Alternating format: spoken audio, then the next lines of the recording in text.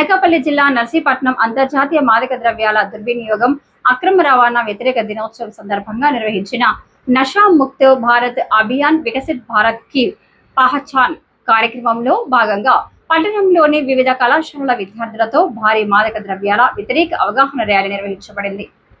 ఈ rally Abids centre నుండి RDO కార్యాలయం వరకు నిర్వహించారు. అనంతరం అబిడ్స్ సెంటర్లో మానవహారం నిర్వహించడం జరిగింది.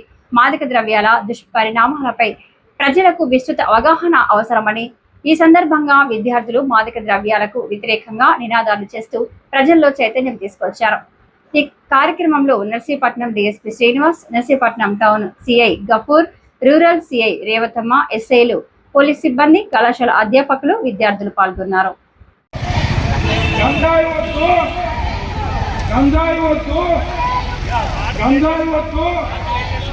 గంజాయి వద్దు